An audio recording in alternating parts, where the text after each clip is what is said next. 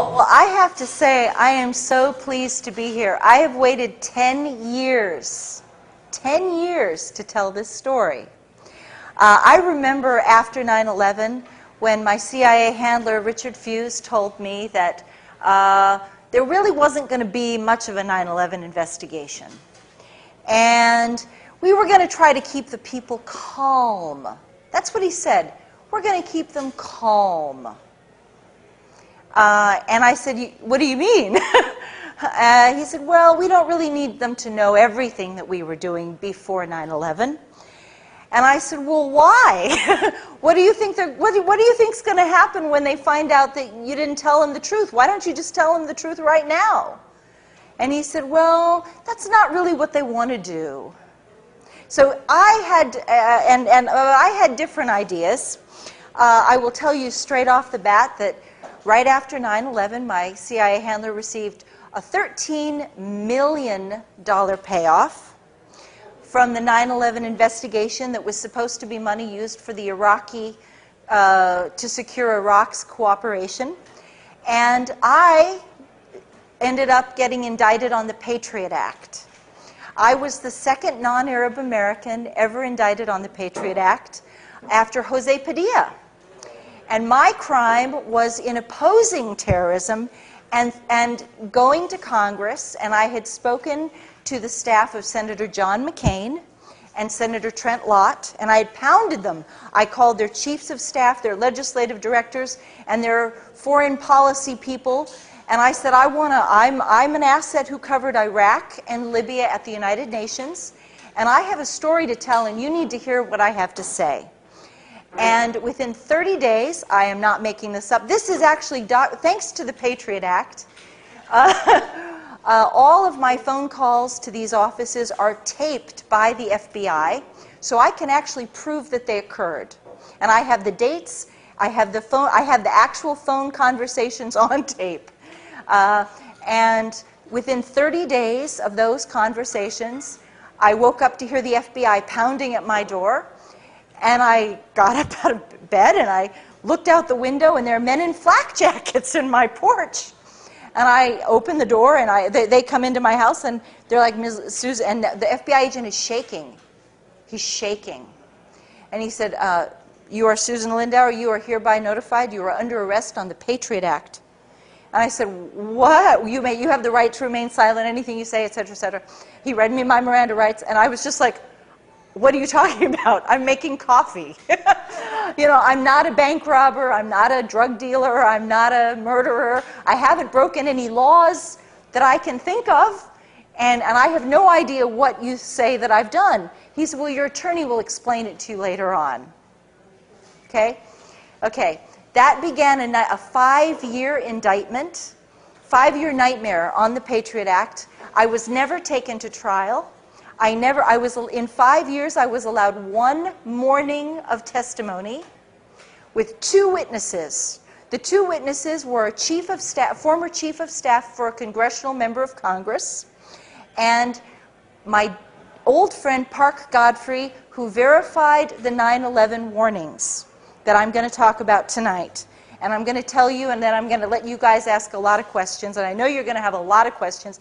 I'm going to do my best to answer as honestly as I can. I do not have all the answers, but I will tell you up front that I believe there was both the hijackings, and that does not mean that I'm right and you're wrong. I believe there were both hijackings and a controlled demolition scenario, and I'll explain to you how the whole thing fits together. And you may disagree, and that's okay if you disagree with me. But I can tell you, but when you hear what I have to say, you'll understand why I've reached this conclusion.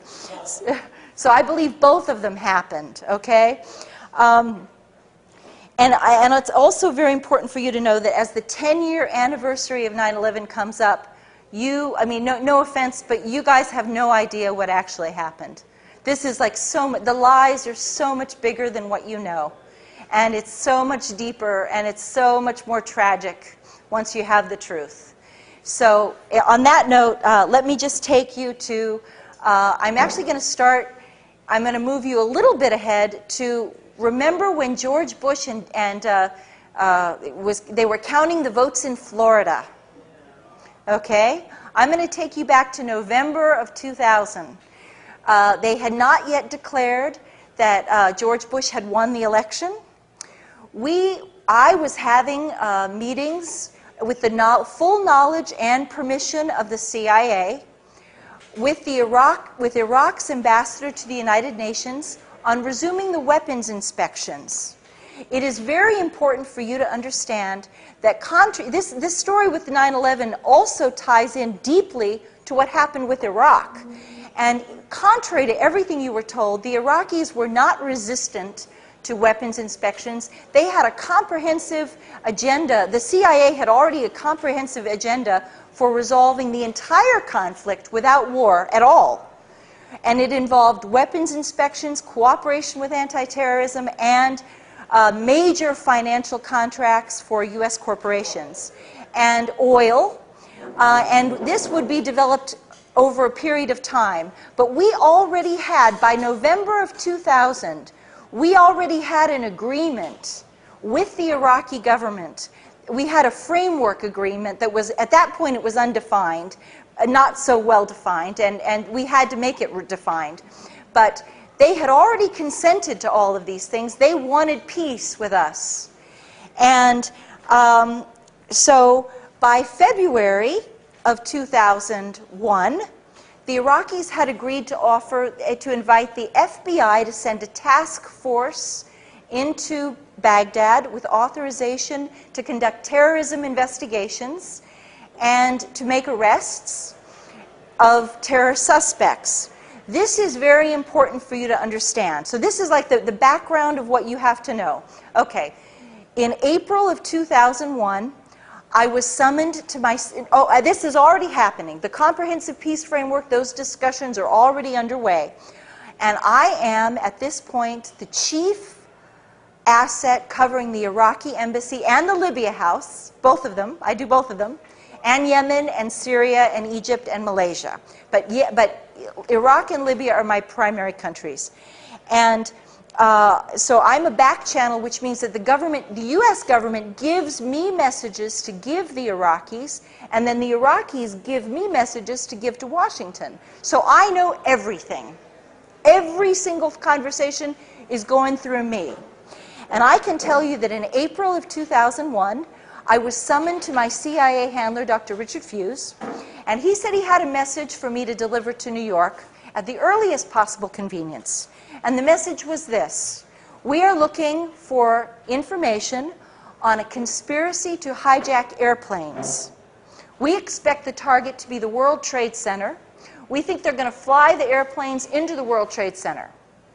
And we want the Iraqis to provide it's called actionable intelligence. Actionable intelligence is a name, an airport hub, a flight number, something that's going to help us identify who they are, where they're meeting, what their nationalities are, anything like this. And he says, he gives me a message, and he says, we want this information, and I want you to tell the Iraqis that if they fail to give us this information, and if it is later determined that they knew the information and they did not give it to us, then the United States is prepared to go to war with Iraq.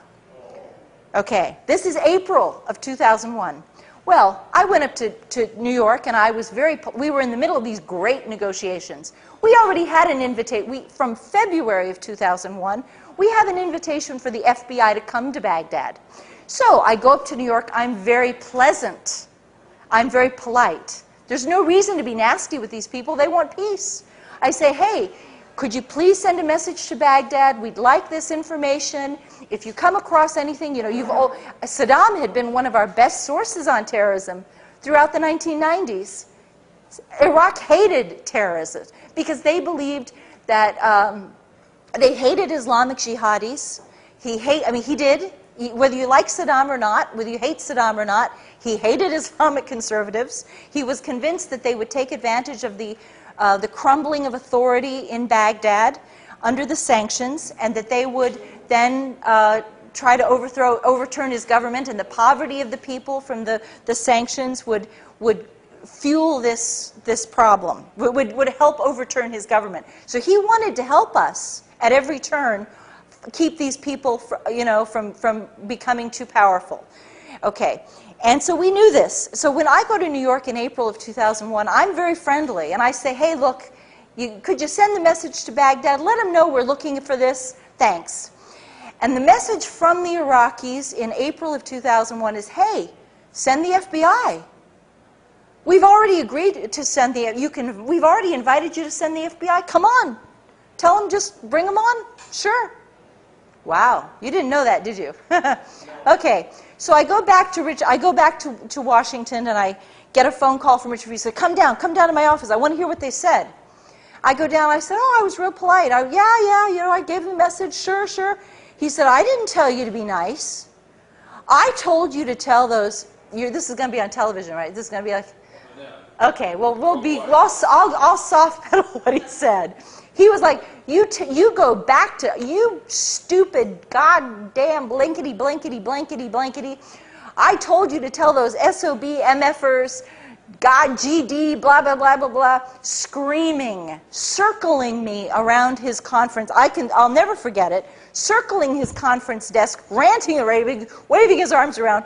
He didn't do that very often. He does not have that kind of personality. He's a very calm man, and he feels that if you're really angry at somebody, then the more calm you are, the more dangerous you are. That's CIA. He's old school CIA.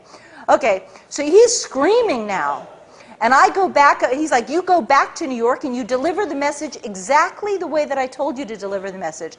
And I said, well, Richard, I don't want them to think I'm threatening them because, I believe in like negotiations and conflict resolution. He said, no, I don't want them to think you are threatening them. And he said, I don't want them to think I am threatening them. I want you to tell them this threat of war originates at the highest level of government, above the CIA director, and above the Secretary of State. That it would be 3 men, President George Bush, Vice President Dick Cheney, and Secretary of Defense Donald Rumsfeld, and no one else. Those are the 3 people who are threatening war. And I want to be really clear about the message that I was ordered to give them. We demand that you turn over any actionable, any fragment of intelligence outlining a conspiracy involving airplane hijackings and a strike on the World Trade Center. If you withhold this information, if we discover that you have withheld this information and the attack occurs, then we will bomb you back to the Stone Age. You will be bombed harder than you've ever been bombed before. You will be destroyed. You've never been hit the way we're going to hit you now. Okay, so I went up and I delivered that message. This is May of 2001. In June and July, practically every single week, my CIA handler, Dr. Richard Fuse, and I talked about 9/11. And it was very clear that the intelligence community was being prepped for 2 things. 1, to expect airplane hijackings. Now, I have to be honest with you, because I know a lot of you are interested in the controlled demolition. They prepped us to expect the airplane hijackings. They told us about it. Like my CIA handler demanded that Iraq had to give us this, and they insisted that if it happened, there would be dire consequences. Now, what you're going to see in my book, and we have more copies of my book outside. We've got more here too. There was something else going on that summer that was really beautiful. This peace framework that we had been working on was magnificent. It was turning out just glorious for a peace dividend. The Iraqis were now offering the weapons inspections, which of course the United States had very rigorous standards for the weapons inspections. Iraq was offering cooperation with anti-terrorism to allow the FBI to go in. And Iraq started to offer a lot more. A lot more came on the table. By June and July of 2001, Iraq was offering the United States preferential contracts. Now think about the economy today. Preferential contracts for the United States corporations on telecommunications, healthcare, hospital equipment, pharmaceuticals, transportation. Iraq offered to buy 1 million American manufactured automobiles every year for 10 years. Think of what that would have done to the economy. Yeah. Think about non-dual use factory production. And all of this was because the CIA was like, you know, if we're going to give up these darn sanctions, we're going to we're going to take a pound of flesh with it. They had no, you know, and whether you like the CIA or not, and most of you, 99% of you don't like the CIA, I realize that, of course. But the CIA was doing what it's supposed to do, whether you like it or not. They were taking care of what is in the best interest of the United States government, with the best interest of the United States economy, and they were not going to let Iraq punish the United States. And I hated the sanctions. I was doing this because I hated the sanctions. I was doing it because I thought, because they had destroyed education, they wiped out literacy in a single generation, they destroyed the hospitals and the healthcare system. Iraq performed the second heart transplant in the world, and we wiped them out. Okay? 11,000 people died every month. By the end of 1996, 500,000 children had died of sanctions, and they only counted 5-year-olds and younger. They didn't even count the 6-year-olds, because the United Nations was holding back the numbers. And after that report in December of 96, they stopped counting it. The United Nations never published another report on the deaths. So frequently what you will hear is that only 500,000 children died, but in fact they continued to die, and approximately 1 million children died. They were babies. They weren't even alive when the first Gulf War happened. This was an offense against, you know, this is genocide. This is a mass genocide. So that's my motivation. But the CIA did not have my motivation. They were out to make sure that the United States was not going to be punished for what they had done. And I was like, and believe me, by this point, we just wanted to get rid of the sanctions. The Iraqis were like, if they'll get rid of the sanctions, you bet. We'll give them anything they want. So before 9/11, you could have had every single thing you possibly could dream of. And if the CIA could have thought of more to ask for, we would have. We would have asked for, it was shameless. Okay, so you have peace that's breaking out in the Middle East. You have the 9/11 warnings. And then in August of 2001, we went into high activity mode. I can tell you the exact day, on August 2nd, and after I tell you this, I'll open it up to questions.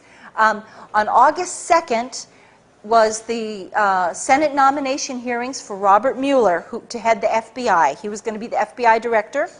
And I was on the phone with my CIA handler, Richard Fuse, and I said, there's not one single terrorism investigation this man hasn't thrown.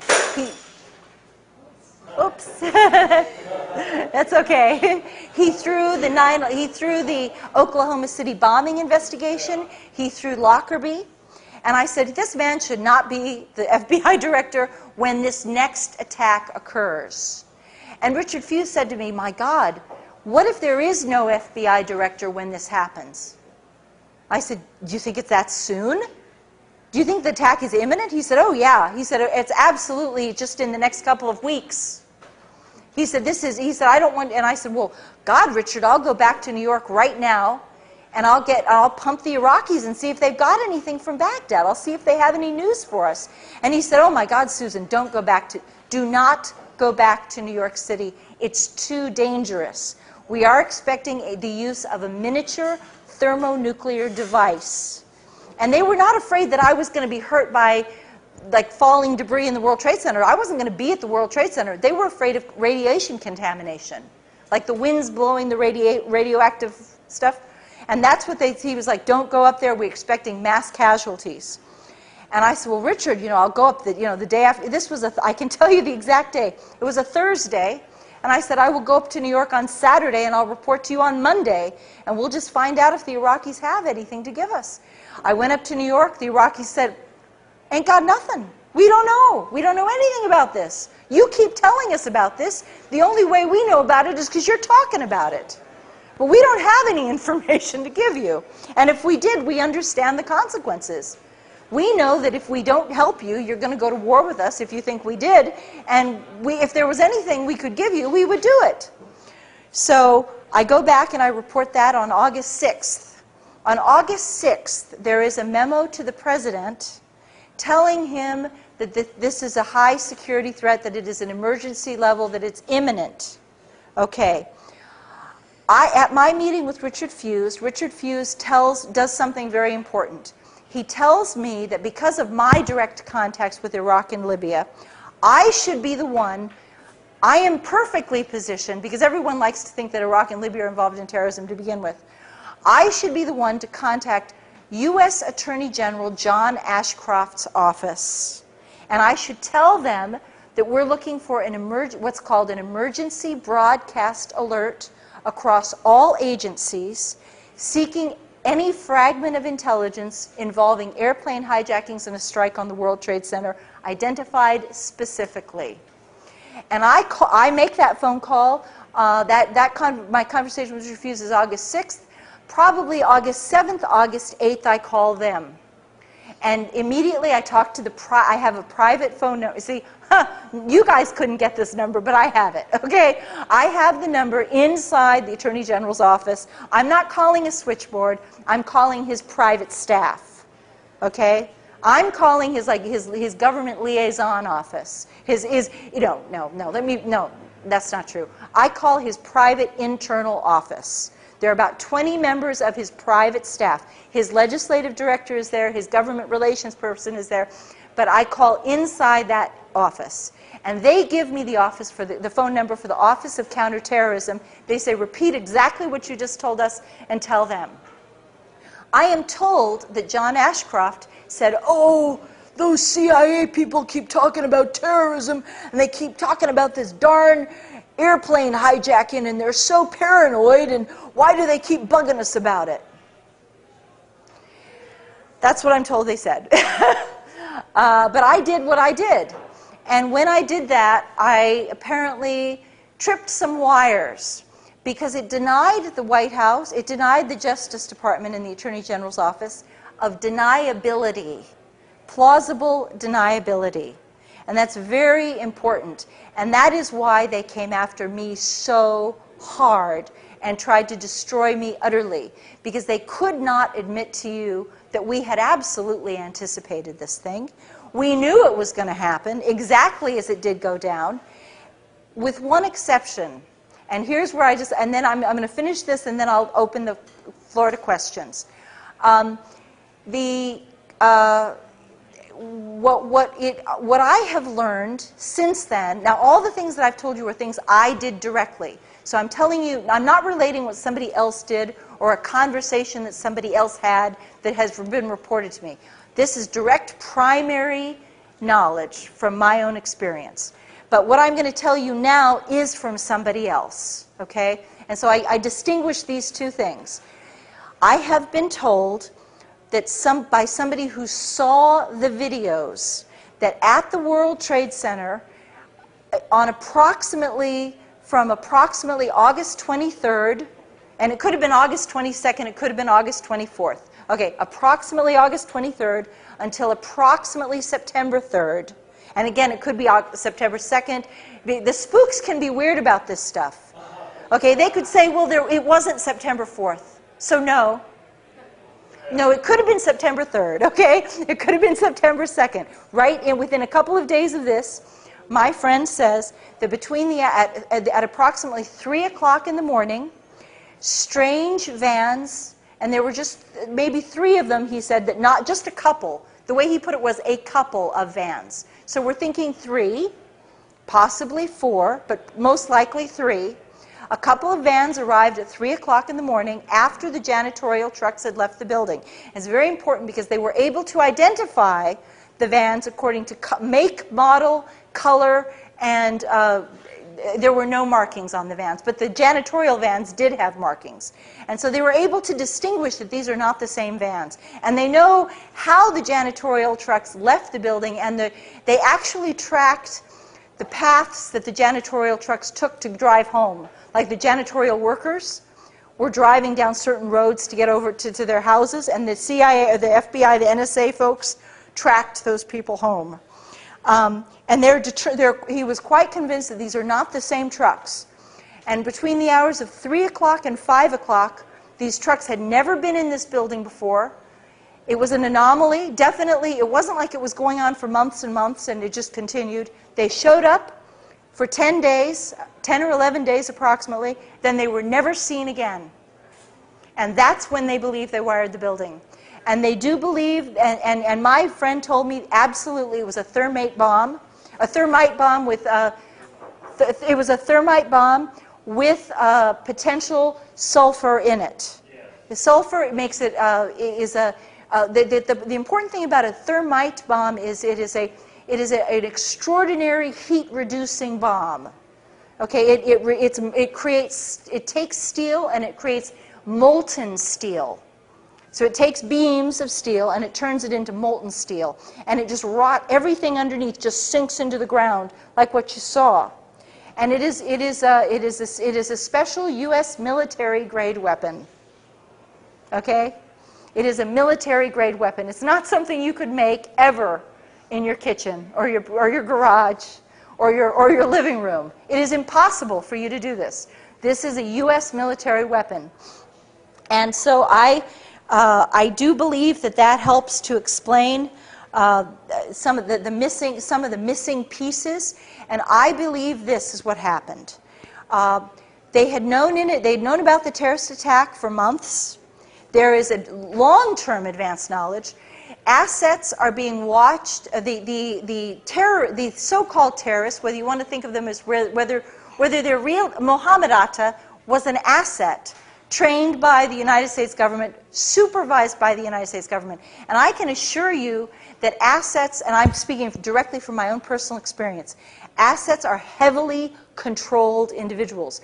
I was never dealing with Iraq and Libya without somebody paying extremely close attention to me at every stage, and my phones were tapped. I mean, at some point they had wired my house. When they had the handover of the 2 Libyan men, I went down to my basement the same day that they handed over the men, and my ceiling of my basement had been torn out, and there were cable wires dangling from the ceiling, about a dozen cable wires. And I had a contractor come over to my house, and he said, "Wow, somebody really put a kick-ass stereo system in your house. That's amazing." He said, you have these wires going to every single room of your house, even in your bathroom. And I was like, ew, you know. But yeah, but he was like, he said it's everywhere. He said, you must have like a stereo system that just, rocks in this house. So anyway, but the point is that assets, there's no way that these assets could have functioned without everyone knowing every single detail of what they were doing. There's no way they could have hidden. They could not have disguised their actions from their handlers. Even if they tried to disguise it, it wouldn't work.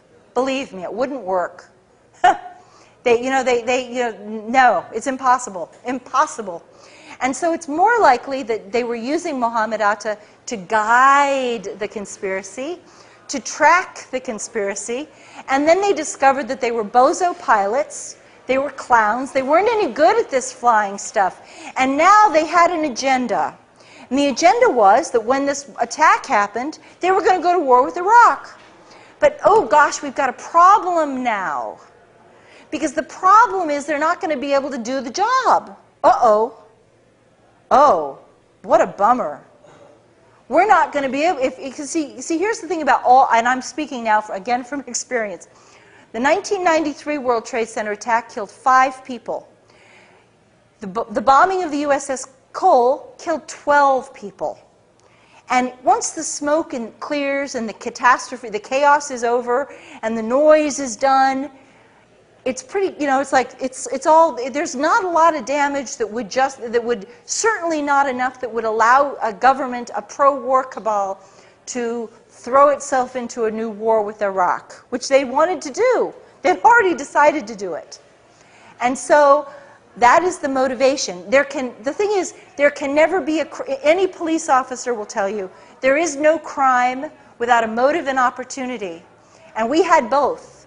So it's not like they just spontaneously wired the World Trade Center. They knew it was coming, and they wanted to make sure that they had maximum damage when it hit. They knew they were going to use the airplanes as the cover to demolish the building. So it's not, a lot of people in the 9/11 truth community have gotten kind of, at first, when I first broke this news, they were like, a lot of people attacked me, and they said, you're saying there were airplane hijackings. No, there was a demolition. And I'm like saying, no, there's both of it. Both things happened.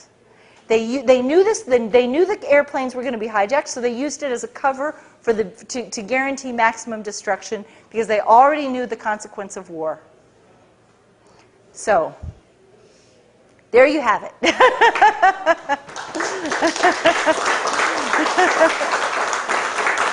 Sure. And okay, yeah.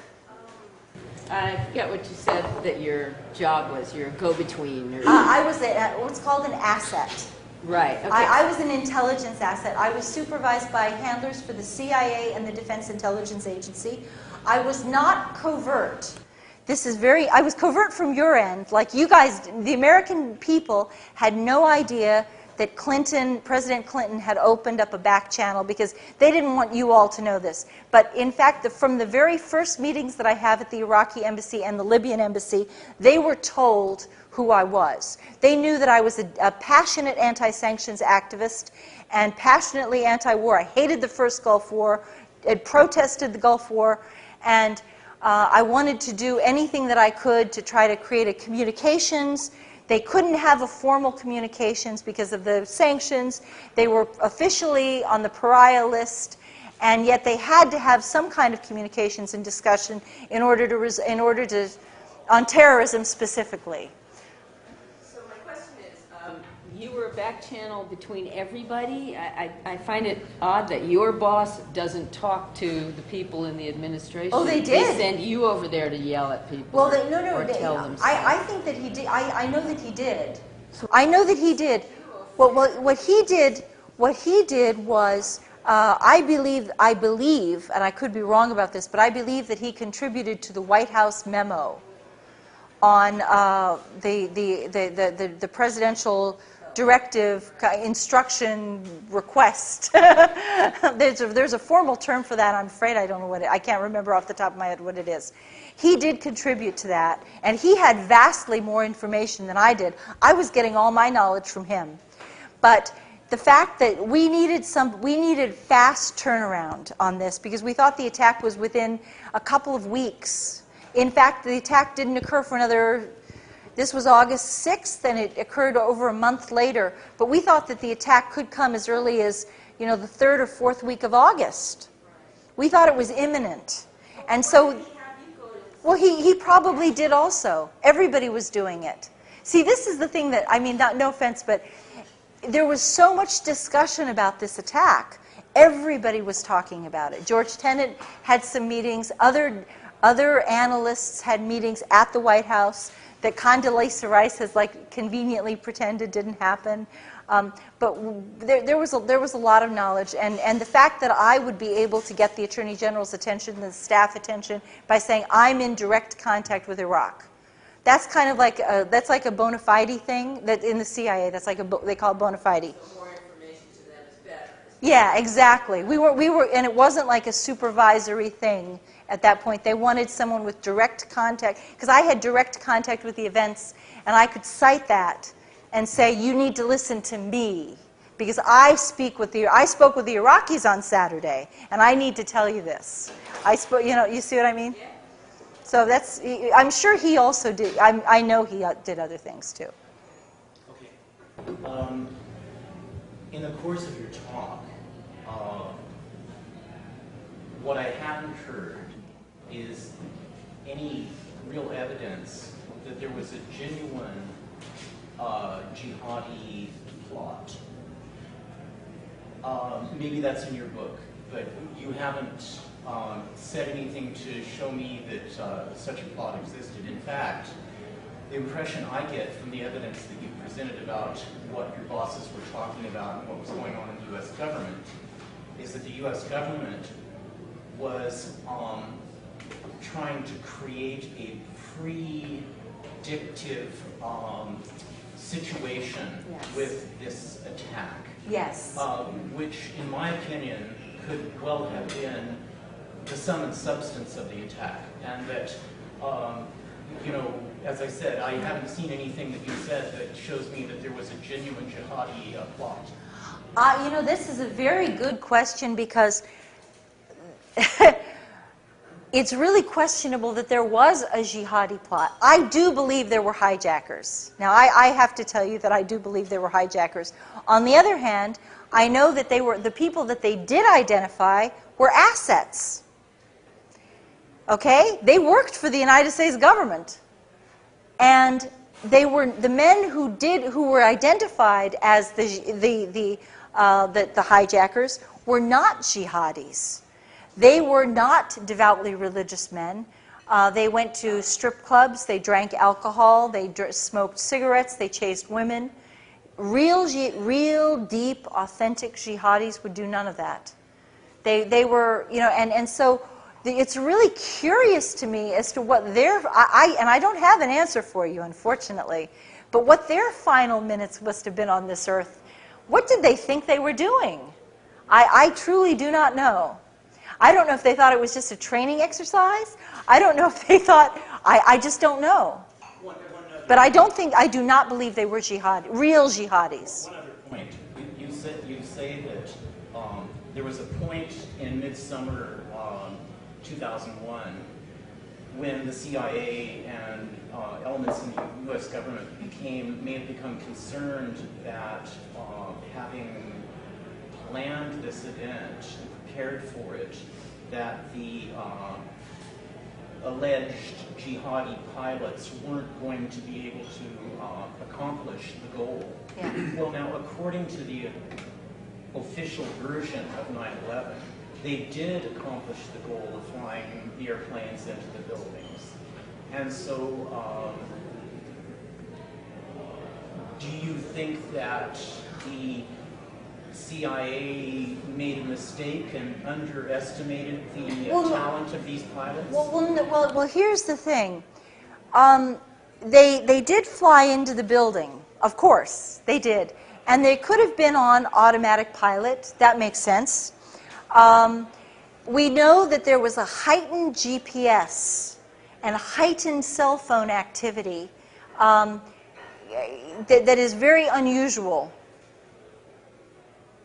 Usually the GPS only works it doesn't work at certain altitudes. And at a scale of like 1 to 10, the GPS signal was working at a 10, whereas ordinarily it might work at a 4. See? And so something was helping boost, and it had to be boosted. It couldn't have just spontaneously done this on its own. Something had to be boosting the GPS signal. And it's just a matter of scientific requirement that it had to be boosted, and it was. The cell phone was the same thing. Some people have tried to say that the cell phone conversations did not happen. I do believe they did happen. I do believe that people got through to their spouses. But again, you see that it had to be there had to be some technological boost for it to be done. And I think that the hijackers got a lot of help. They got a lot of help. Oh. My general view is sort of what I'm asking is, that's what I thought actually happened, was it was both, the planes and the demolition bomb. Yeah. But without a lot of information, that's just what seemed to make sense. If you consider problems I'm having, if you consider books like Russ Baker's Family Secrets, Yeah. Yes. Andy Jacobson's Area 51 that just came out recently, and the last one I just read was Naomi Wolf's The End of America. Yes. And Good. Yeah. well, I mean, it's just so relevant. So, how can you expect us, knowing the corruption of moral character is what I believe what it is. I think fundamentally where we're at is a spiritual crisis, in essence, the big picture. Yeah. And so I'm sort of interested in you in part of that, because I'm sure there are people that are dedicated in the CIA that are very trustworthy. Well, I'm trustworthy in the sense that their motivations are clear. But I think overall, considering all the torture and the long history that it's had, and you can't believe anything. Basically, you can't. You just don't know. There's so much spin with it. Yeah. You know, and I'm not saying there's not dedicated individuals. I think there are. But Sure. I don't think everybody's Sure. black and white. Sure. So what I'd like to get from you in part is first of all, your picture of the big overall, what's the primary motive, you said the war, but what is the big picture? Who are the big honchos at the top that are directing? Well, I'd like to answer this on a couple of levels.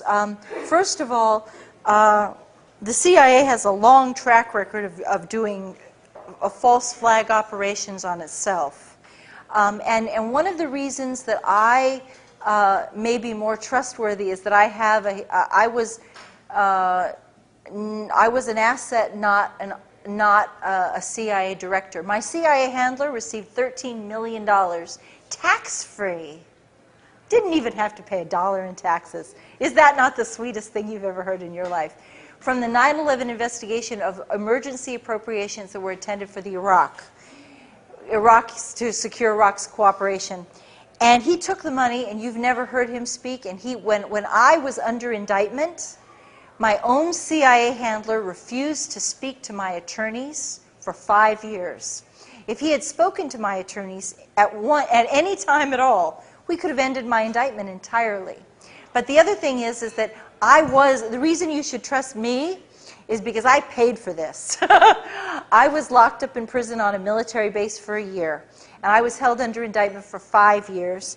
And the government was so, if you do a little research on my story, you'll find the government was so threatened by what I was going to say that they actually argued this is like a record. There's a history of this. You can confirm this. They wanted to forcibly drug me with Haldol, Ativan, and Prozac, which would have chemically lobotomized me, because they said that they admitted that I was not hallucinating. I do not suffer depression. For those of you who do suffer depression, sorry, but I don't. I don't have mood disturbances. They said I had good eye contact. I was cooperative, smiling. They could not identify anything wrong with me except that I argued that my defense was I had worked in anti-terrorism for 9 years, and I warned about 9/11, and my team warned about 9/11. And they tried to detain me up to 10 years. They actually petitioned the court for the right, on the Patriot Act, for the right to detain me up to 10 years in prison with no trial and no hearing. Imagine that. The government is arguing that we don't have to give this woman a hearing. We can just lock her up indefinitely. And I was the test case on this, and it was horrible. And they wanted to lock me up and forcibly drug me at the same time so that I would be so destroyed. They told the judge that they had no idea how long my cure was going to take, but they wanted it. The judge in my case was Michael Mukasey. Michael Mukasey later became U.S. Attorney General, and I fought so hard, and my beloved companion, sweet, wonderful Jay Fields, who died of cancer, unfortunately, never lived to see me exonerated. He fought in the blogs, and he fought on alternative radio, because the corporate media refused to cover my story. They didn't want to tell you what was going on. They said that they implied very strongly that I was a religious maniac. And I do believe in God, and I have a spiritual life, yes, I do, but I'm not a religious maniac. I guess a religious maniac would be someone like the Elizabeth Smart rapist, kidnapper, who went into court and was like spouting religious stuff and was standing up and singing hymns in court, stuff like that. They wanted me to. Yeah, it was, and when they realized that there was actually I call it my Amnesty International moment. They had already. The Justice Department had already petitioned to forcibly drug me, and I was waiting for a decision.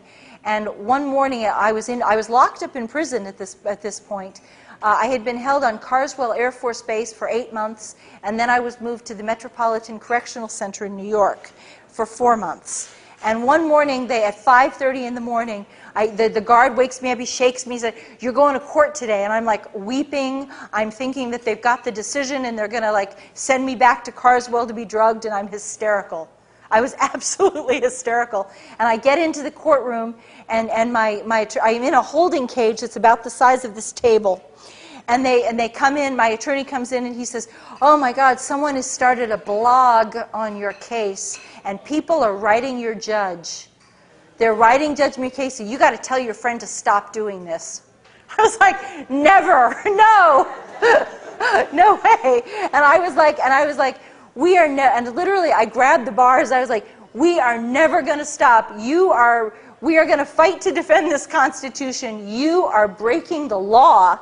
And we are never going to shut up until this is done. You can tell that crooked prosecutor that he can just go to hell, because we're going to keep talking until, you're never going to shut me up now." This was a mistake. This was a huge mistake that they did this to me. And we went in and the judge was like, so. And at that point, Jay had published psych records. After my arrest, I had been ordered to have this actually saved me. I had been ordered to attend weekly psychology meetings. I had never had any psychological problems, and I had a year's worth of documentation saying that I suffered no mental illness, no depression, no psychosis, no mania, nothing, no mood disturbances. And these are in the back of my book, so you can actually look at this stuff for yourself, and you can see the papers with your own eyes. And you can read them. And the judge was like, "Well, this is extraordinary. You're telling me this woman is incompetent and she's suffering from this grave mental illness, and yet she has all these records which are on the bloody internet. Why are these papers not in my courtroom?" And the judge was like, "This is just not going to happen." And at that point, I was saved, because the judge was like, "This woman is not cooperative." If I had been cooperative, they would have done it. If I had been passive, they would have done it. But I'm a fighter, and they still wouldn't give me a hearing. And I know how to fight. I'm an activist and an asset. Believe me, I know how to fight. And it was like the Patriot Act was so hideous, so big, so powerful, that there was nothing that they were going to let it break through. But Judge Mukasey also did the financial case on the 9/11, the insurance claims for 9/11. For Larry Silverstein, who went to his synagogue. They both attend the same synagogue. Yeah. Cozy. Very cozy. Did Muhammad Atta willingly sacrifice himself, or didn't he know what was going to happen to him? I do not know. I do not know. See, I wonder about all these things, because I wonder if they thought that it was like a practice, or if they thought, this was just like, I do not know the answer to that. It's fascinating to think what they must have thought. There were foreign newspapers that reported that many of the hijackers are still alive. Yes. I think 6 or 7 of them were reported. One is a pilot for the Saudi Arabian Airlines. I believe one lives in Los Angeles. So there was all this, and then there was the report That's true. Mohammed, yeah. So it doesn't make sense that there were these hijackers that hijacked planes. Obviously something is wrong with this story. Yeah. If these people are still alive. I wonder though if it was those. Yeah. I don't have as an asset. This may frustrate. This is probably going to frustrate you. I'm trained to stop where I have. It's very much compartmentalized, and there are certain things that I know from my own direct personal experience that I can tell you, and then there are other things that I'm taught just to draw a line. And it may drive you crazy, but there's some things that I cannot answer because I don't know. And as an asset, I'm told to stop and to always to distinguish what I actually know from what I don't know. And that's one of the things I don't know. Sorry. But I do believe there were hijackings. But to hold on to the story that they were hijacking. Well, I do do believe hijackers alive. I don't know this. Well, but we don't necessarily know who the hijackers were. We also have other information that some of the serial numbers in the planes were located several years later, as the planes are still in existence. So there's a lot of like really Very sketchy, strange. Very strange. There's a lot of strange. And then Yeah, that yeah. sort of plane that went down in Pennsylvania with no plane parts. That was No shot plane down. parts anywhere. There was a plane that was shot down, and I know that there was a pilot who shot down one of the airplanes, and he is locked up in prison in Florida right now. What's his name?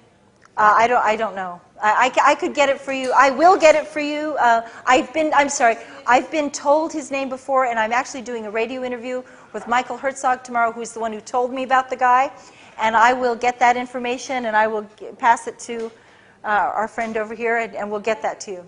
Because he needs help. The last I heard, he was still in. It could be that I hope he's been released, but the last, and he may have been released by now. But the last I heard, he was still in prison, and if he is still in prison, it'd be awfully nice if you guys could help him. Who's to gain? Who's to lose? You know what I'm Well, saying? I believe. I mean, the tragedy was that it was so.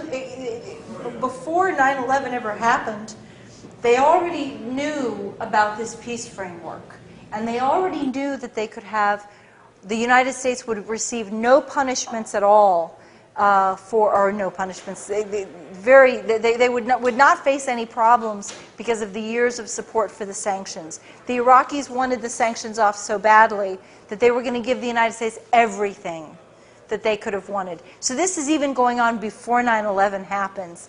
And they were going to give them, 1 million American-made automobiles every year, telecommunications, that would be satellites, phone, TV, the CIA could have been, snooping through all the Middle East phone conversations. It was crazy what they lost. Healthcare, hospital equipment, pharmaceuticals, just on and on, just amazing things. So you're tying that Oil. to corporatism? Yeah, they could have had everything, even oil. And the only group that wasn't going to benefit was the military-industrial complex. Because this would have been peace. This would have been a very prosperous peace. Believe me, the CIA was driving a hard bargain.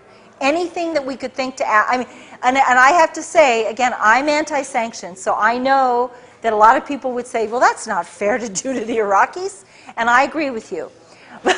I agree with you. But it was what the CIA wanted, and they were going to have every single thing that they could think to get. And they wanted, and at the same time, we all knew that it would have to be tremendous to appease George Bush, because he was out for, the Daddy Bush fantasy, this delusion. It was a delusion. But the one group that was not going to benefit was the military-industrial complex. And they were going to be the big losers in this whole thing. They were not going to be able to have their wars. They were not going to be able to sell their military weapons systems. The $400 billion, we wouldn't need all for this equipment or that equipment. They wouldn't need any of it. And so they were the losers, and they were just too powerful. Okay, this isn't actually a question, but a brief comment. Okay. We were talking about the Pennsylvania Flight 93 alleged crash. Yeah. And I just want to say that anyone can claim to have, any pilot could claim to have shot down the airliner. That's easy to claim something like that, but did it happen?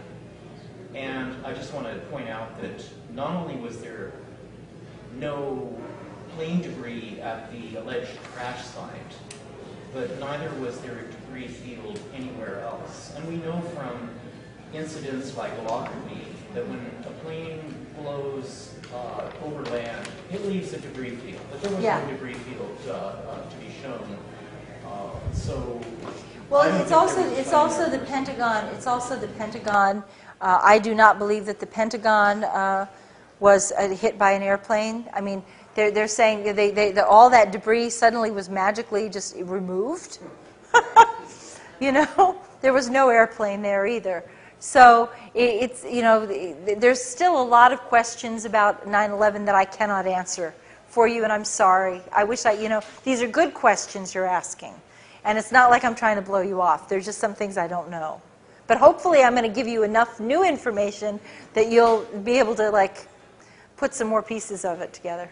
You mentioned your compartmentalized structure of the agency. Yeah. And I think that's pretty well understood how one person can be sitting here working on a project, the next person's there, and they can't, they're not allowed to really look at what the other one's doing. Yes. In light of that, I think you're probably aware that it's been documented there were somewhere in the neighborhood of 25 military drills running on 9/11. Yes. That is absolutely unprecedented. Not only that, September 10th to not only that, there was one drill that was specifically on a hijacking that was exactly the scenario that we're told transpired. And it's you've probably studied Webster Griffin Tarpley's analysis of this 9/11 synthetic terror made in USA. How he breaks this down very convincingly, I believe, that the operation was conduited through the drills, and certain people were doing certain things, and probably likely didn't even know that they were involved in an operation this big. Yes. And couldn't share information because of this compartmentalization. And I'm just wondering if you've had an opportunity to talk after all of your ordeal with anybody else who was able to confirm any of this. Well, I will tell you that the 9/11 conspiracy is based on something called Project Bojinka. And are you all familiar with Project Bojinka? Okay, Bojinka was designed by Ramzi Youssef, who was the mastermind of the 1993 World Trade Center attack. And he conceived that in his grand scheme, 11 airplanes would be hijacked and would strike different targets all over the United States. The World Trade Center would be one, and then they would hit the White House, they'd hit the Justice Department, they'd also hit like Chicago, they'd hit Los Angeles, and throughout the whole country there'd be strikes. And the military discovered this when they found, or the CIA discovered this when they arrested Ramzi Youssef in the Philippines in 1995, and they found the blueprint for this 9/11, what became the 9/11 attack, on his computer. Okay, and he called it Project Bojinka. And at that point, the military began to run simulated counter strategies for what you would do if there was an airplane hijacking scenario that was attacking various targets throughout the United States. And one of the targets was the Pentagon. And then the Pentagon said it was too outrageous that nobody would actually attack the Pentagon this way, so maybe they should drop the Pentagon scenario, so they did. But even though they had rehearsed Project Bojinka, on 9/11, on September 10th through September 12th, NORAD was on high alert doing military exercises because allegedly the former Soviet Union, the Russians, were doing their military exercises, so we timed our military exercises allegedly to theirs. And they were supposed to be on heightened alert just in the course of practice. They were supposed to be on heightened alert for any invasion of sovereignty of airspace, sovereign airspace, on those dates. And yet, even though the military was on high alert, they took no action when the airplanes were hijacked, and they didn't scramble. They didn't do any. They broke all of their own protocols. Well, weren't they mostly sent up in directions away from the There you go. seaboard? Yeah. Yes. And they sent one jet. They turned one jet around and sent it after one fighter to go track down. They were already on drills and exercises that had already taken them out and basically left the eastern seaboard unattended. And this is supposed to be the smartest military in the world, right? Yeah. There you go. Any consequences for anybody for not taking the action that they And yeah, exactly. Well, it was embarrassment. Well, putting someone into prison or something like this?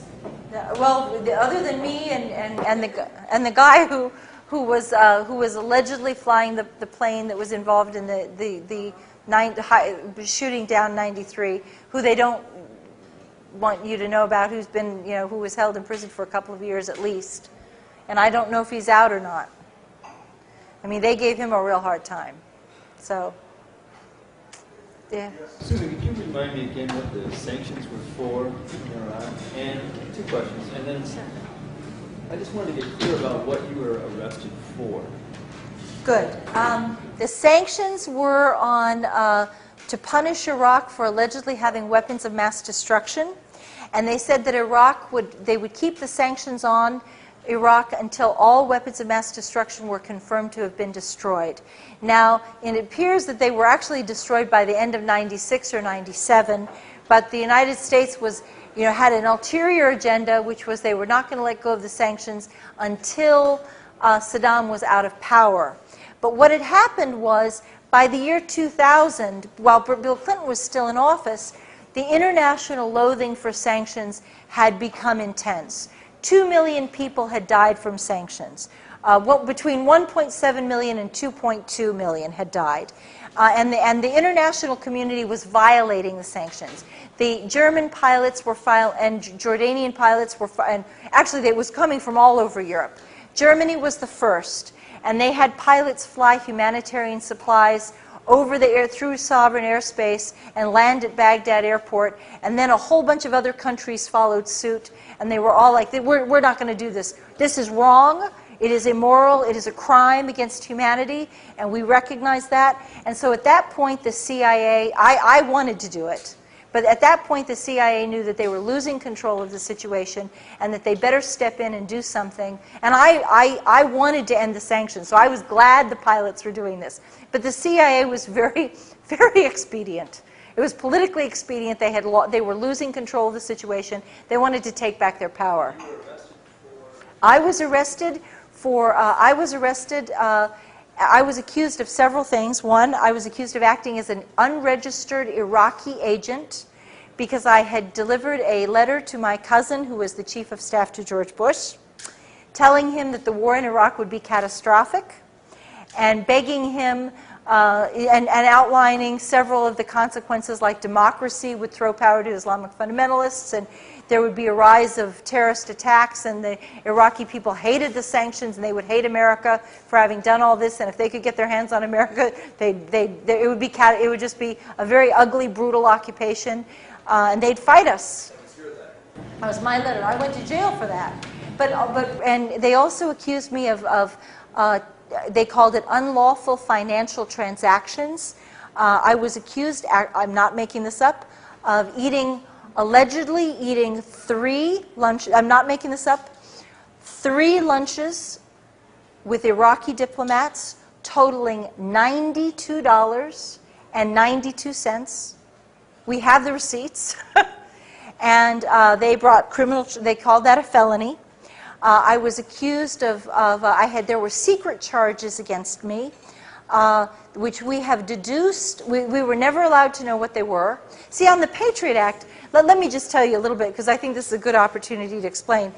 When I was indicted, under the Patriot Act, they're allowed to have secret charges and secret evidence and secret grand jury testimony. This is very much, the Patriot Act is modeled on the pretty much verbatim, in many page upon page, identical to the old communist criminal, let's see, I guess it's the Soviet, let's see, there's a long name for it, the Soviet Criminal Act, which set up the KGB apparatus and allowed people to make accusations against their neighbors without identifying themselves. And it set up the whole Gulag system. And the Patriot Act is modeled on that Soviet law, the Soviet Criminal Act. And it's almost verbatim to what that is. So, I mean, this is a really scary, scary law. But I was accused of possibly, in the secret charges, we believe the secret charges was that I received a book from the Iraqis that was a book on depleted uranium.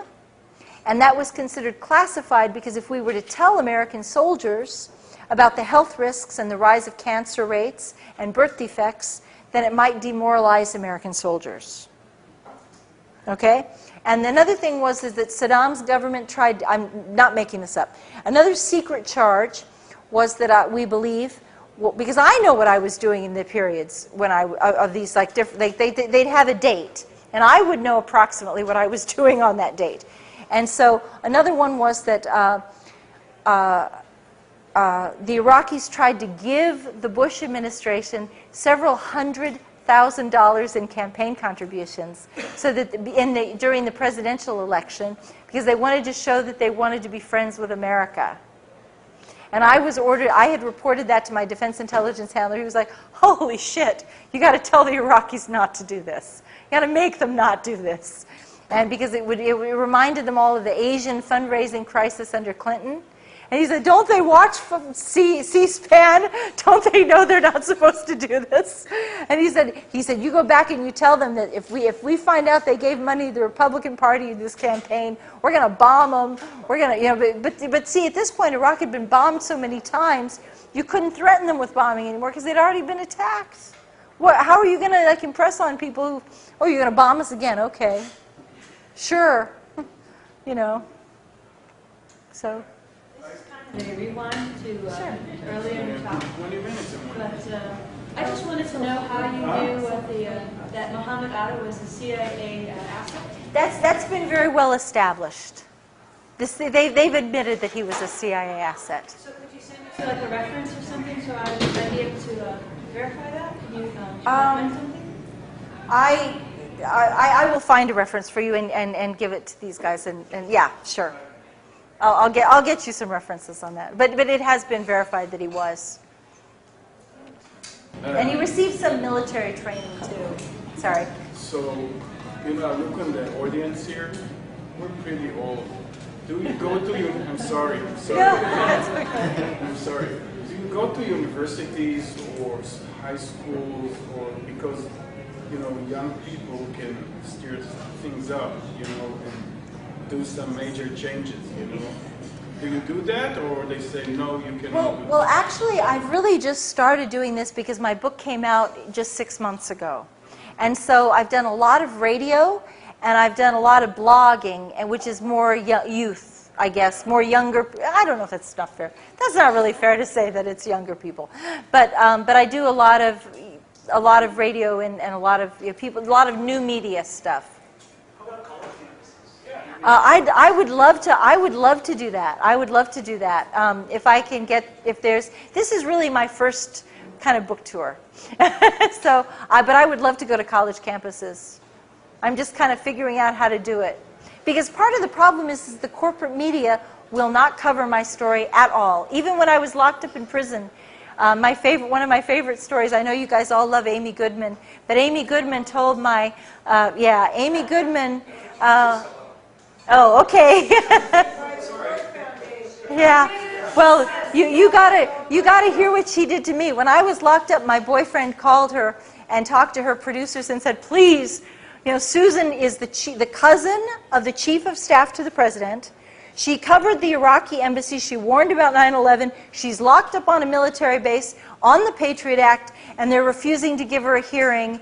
And she was the chief asset covering Iraqi pre-war intelligence. The government is saying that she's incompetent, and they're saying that that assets were incompetent, and yet she's accused, and he gave her the letter, the Andy Card letter, and said, you know, she wrote this letter, and she turned out it was right on all fronts, and couldn't you please interview her? Couldn't you do a story? Please help us. And you know what she did? She said, well, you know, maybe her attorney thinks this is a good strategy. We wouldn't want to upset things for settling the case. She's been told to stay away from this group. Yeah, but you know, she did. She took it, she did it herself, and she's to blame for it. And I will tell you, I will never forgive Amy Goodman for that. And my boyfriend was like in tears. He was weeping. I mean, he was a retired Navy guy. And you guys, you know, Navy guys don't, I mean, you know men, you know, he's like, some men don't cry. He cried. He broke down in tears. And you know, men is hard for some time. For some men, not all men, some men cry. I know that, but he did. He was really upset, and he was just like, she won't do this. And he was just like heartbroken. And he was heartbroken for me. And he was just like, and I was locked up in prison at the time. And I'm on the prison phone. What the fuck do you mean Amy Goodman won't do this? How could she not think this is a right story? What did you say to her to make her not do this story? And he was like, I don't know. I told her. I said, did you say this and this and this? And he said, yeah. So. Yeah, I heard you on the Jeff Friends program last week. Oh, on Libya. On Libya. So that's very similar, isn't it, to what's happening in Iraq? There is no reason for the United States to be invading Libya at all. There is no justification for this. It's ironic because we're fighting Al-Qaeda in Afghanistan and Iraq, and Libya is actually, the Libyan rebels are radical Islamists who are trying to institute Sharia. And whether you like Sharia or whether you like the Islam, whether you like Gaddafi or not, see, this is where it gets you, you're an asset. Whether you like Gaddafi, you may hate him, you may think he's bad, but the facts are that the rebels are Islamic radicals. They do want to institute Sharia, and at least be honest and say it, because that's what you're going to get. And don't pretend you're somewhere else. Don't pretend these are people who are doing something different than what you say. That is what their goal is. And they don't want democracy. Gaddafi has been in power for 41 years, and I know it's time for change, but he has also had a tremendous track record on women's rights. They do not have to wear the abaya. They are free not to get married if they don't want to. They are free to get, women are free to get divorces if they want. And when we talk about Sharia, what I mean is that the Libyan rebels want the women to wear the burqa. An abaya is the burqa where they cover their hair and stuff. They don't have to do that now. They're going to have to do it in the future. They do not want the women to have the right to reject marriage proposals. Under Gaddafi's government, they have an imam actually visits the women before a marriage and sits with them privately, which is really unheard of, and makes sure that the women are not being pressured into a marriage. And if the woman says, that young woman says that she is being pressured, the imam is, under the law of Libya, the imam has to protect the woman from the abuse of the relatives. And so he has to give her a chance to reject the marriage when nobody is there to pressure her to do it, because this is what happens in Islamic families. Is NATO facing defeat?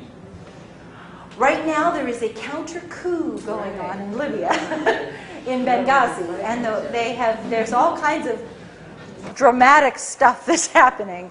So Gaddafi's... calling in strikes on each other. Yeah, that's right. That's right. Yeah, that's true. So, but it's still, it's you know, so... Hasn't Gaddafi been a pretty good ally for the West in recent years? Absolutely. So why is NATO supporting the rebels if they're in favor of Sharia? I don't understand why NATO is supporting. It is very interesting. Gaddafi has Libyan oil costs $1 per barrel to produce, and the United States had preferential contracts already. The United States and France and Britain all had, they could take as much oil as they wanted. And most of the oil does not come to the United States. It does, however, go to Italy and France and Britain. So it's a major source of European oil. And yet, what Gaddafi was doing was, Gaddafi also has gold.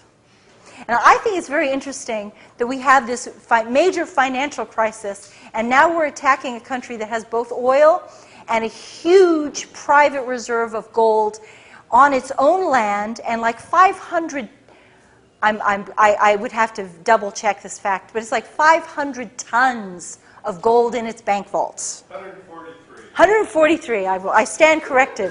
143 tons of gold, correct? Something like that. And we're trying to take their gold and their oil. And it's so dirty, it's a dirty fight, and it's just... Why would these radical fundamentalists want to let us have the oil and the gold once they win? Well, you should be in Washington. That's the kind of thing that makes sense. But that's what the Americans are choosing to believe, that they're going to have this sweetheart deal. And I am agreeing with you. I think that as soon as they get in, they're going to say, too bad. It's like, and privately, I get emails from some of these, because they know me, that they know that I'm out there. I'm against the rebels. And they do send me, I do get emails that are very nasty emails. And they said, do you really think we'll sell out and give you our gold for free? Do you really think we're going to do that? And I'm like, well, I think that Hillary Clinton thinks you're going to do it. And I think that David Cameron in Britain thinks you're going to do it. And also, I do have documentation that Israel has promised. I actually have an Israeli military document, okay, in Hebrew that I've had translated. And it says that the Israelis are, okay, this is just what it says, that this is a primary document, and I have, it says that Israel will provide financial support to the rebels in exchange for a military base in Libya, in the Green Mountains. And that they call it, the military base will be called One by One. And the Green Mountains is close to where the gold is, which I find very interesting. So. I just have a brief point about. Okay.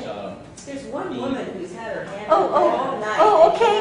Sorry. I'm sorry. Please. And I'm a woman. Okay, that's good. Susan, I'm very interested in your constitution, how you're dealing with all of this. I've been really impressed with all the interviews I've heard, and you seem to be like a really grounded, confident, yet buoyant person, and I don't know, just hearing what you have, like a sense of humor and this sense of irony. I like to think I have that, but how do people go through what you've gone through? Like all, are people we know being called into grand jury, being put into what's the detention called with the communication center detention? That is a very scary condition. And Bradley Manning, like when it gets that bad, like how can we be sure that people can still stand up and talk like you are today? Well, I'll tell you, when I was locked up in Carswell, I cried every day. And not when I first went in. I was there when I first went in, I was told it was going to be 4 months and then I'd be released. And the first 4 months, I was okay. Because I was like, I'm going to get out of this, and I'm going to tell, and boy, am I going to have a story to tell, and they're not going to shut me up. But when they refused to release me, and I realized that I was not going home, and they said, and at that point, they dropped the bomb on me that they were trying to hold me indefinitely. And only when I thought I was going to be held indefinitely. And then that continued for another 8 months. I became absolutely terrified out of my mind. And I began to have very serious post-traumatic stress. Well, you were saying you hadn't gone through depression before, and I was just wondering how. I went through deep anxiety, and I was just, it was like my blood pressure was, the stress level was like, it was like a war. A constant war. I was so frightened. I actually colored my hair. Okay? My hair actually went white. And it did. It went white. So you had contact with people you needed to have contact with? No. And I'll tell you something. I was locked in prison, and they would not let at that point I had a public attorney who made no effort to get me out. And my uncle, who, God bless his heart, lived in Illinois, was driving 700 miles. He was an attorney, though. He had 40 years of experience in corporate law. So he was not a criminal attorney, but he was an outstanding attorney. He read the law. He read up on my type of law. He studied what I needed to do and to move out of the situation. And he made 3 efforts to see me. But because I was locked up in what they call now they're calling a communications center. Yeah, scary people. Yeah, and all the political prisoners, all the women political prisoners are being held in Carswell. So if any of you guys are ever arrested on the Patriot Act, you'll be seeing the inside of Carswell too. But they don't have to let the attorneys onto the base. And so even though he was both family and an attorney, and he was coming on visiting hours, he was showing up when when other family members were allowed on the base. Like if you were in prison, you would be able to have your family members show up. He wasn't asking for any special privileges. We filled all the forms. It was all reported correctly. He would show up at the base and they would say, "You're going to see that Iraqi agent You are not coming into our base. No, there is no prison here. And then they said there was no visiting hours on the weekends. And other people were going right around him and said, you can go in, you can go in, you are not going in. And he drove 700 miles in each direction. And believe it or not, there's an affidavit from him in the back of my book. And so it's all, what I'm telling you is confirmed. It's like, it sounds extraordinary, but it is confirmed. But how did I keep my spirits up? I was terrorized. I was absolutely frightened out of my wits. And it was such I'm just jubilant that it's over. That it's just, I did have a wonderful, loving companion who died. He died 2 days after the court granted my request for a hearing. For 4 years we lived together, and he fought for me to have that hearing. And then as soon as he had cancer at the end, and as soon as he found out that we had the hearing, he died. 2 days, he didn't even live 48 hours after that. And so then I had to have the hearing without him. And that was like very traumatic, but he always had this attitude that was really cool, which was, he hated self-pity, and he wasn't going to tolerate it. And he was like, you chose your values, and you have to, and he had this attitude. He was like, you chose your values, and when you believe in something, you have to be willing to pay the price for your values, and you have to take your consequences. And he said, you should be, if you really believe in what you did, then you should be proud of yourself, and don't let these people take this away from you. So that was his attitude. So. Just one last question. Sure.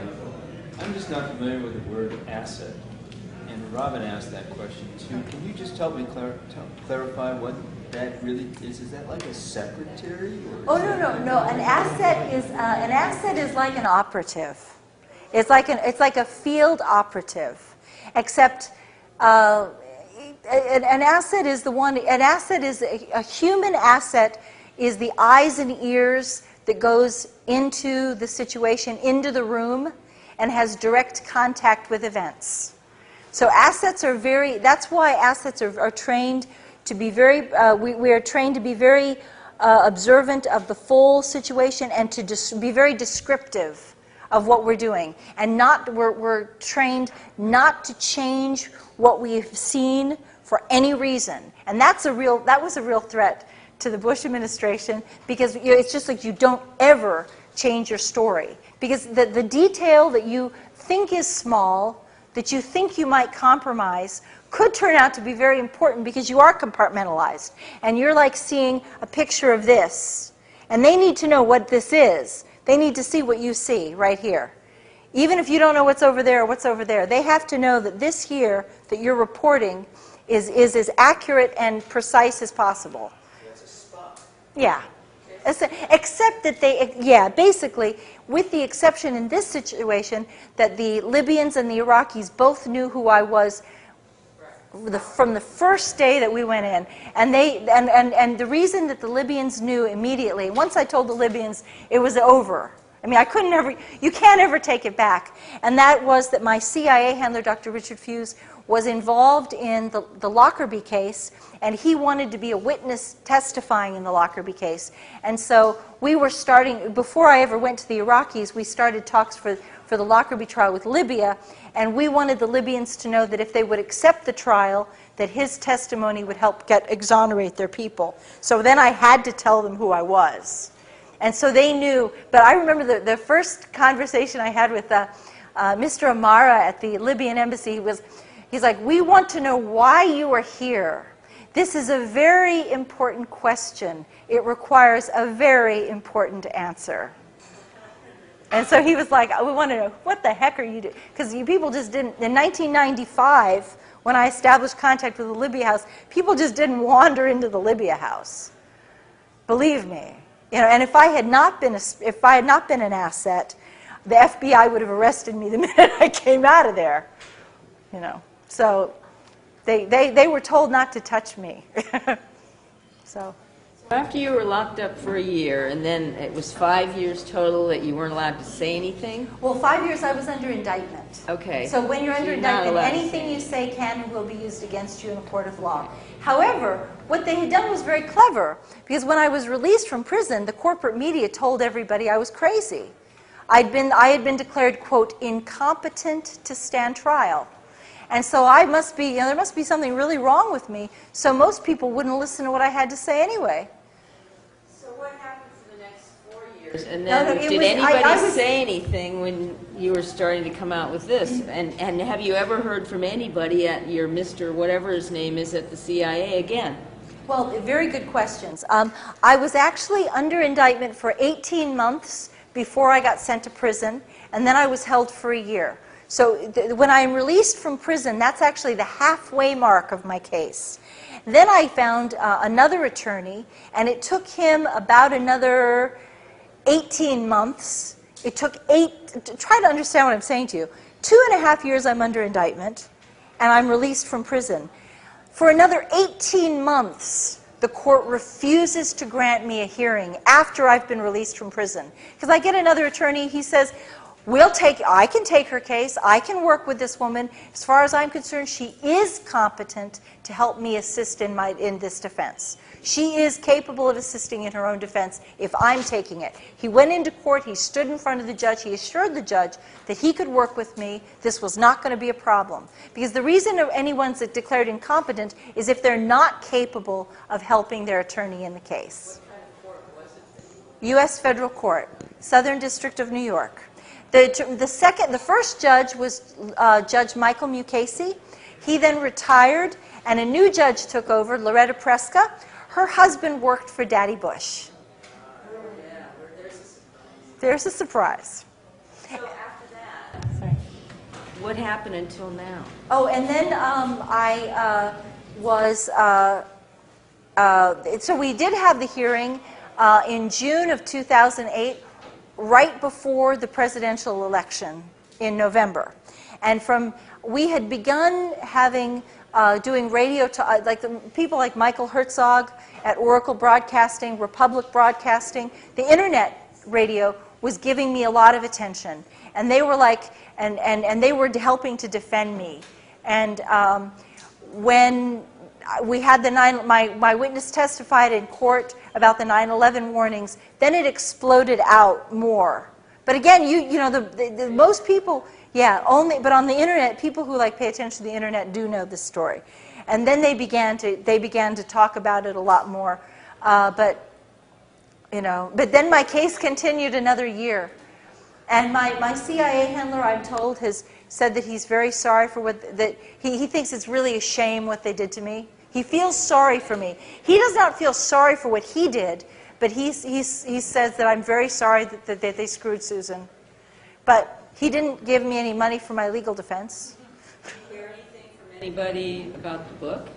Oh, when I do radio interviews, there are funny things that happen, like my phone will cut out, and it'll just go dead. Like I make sure that I have my batteries charged and all this stuff, and the phone will just drop out, and just the battery will just disappear.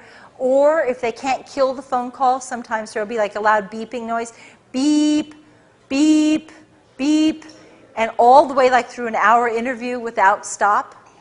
It'll just continue all the way through. Directly came up and threatened your publisher? Or... Oh, well, I have had to self-publish it. Okay. Because the corporate press was like, they're like, no one wants to hear about 9/11. No one wants to hear this. And then we were afraid. We did have some smaller publishers who were willing to take it, but we were very much afraid at that point that a smaller publisher would be threatened, and then they would close the book, and they'd stop it. And so I decided that the safest way to go forward would be to self-publish it, and with my hopefully, by the time you realize I've got 700 footnotes, I've got the documents in here, I've got the affidavits in there, and now I'm safe because no one has sued me, no one's threatened to sue me, and so hopefully in the future, if I write a second book, then hopefully they'll pick up this one and both of them will be distributed. So. Thank you. Anyway, this is like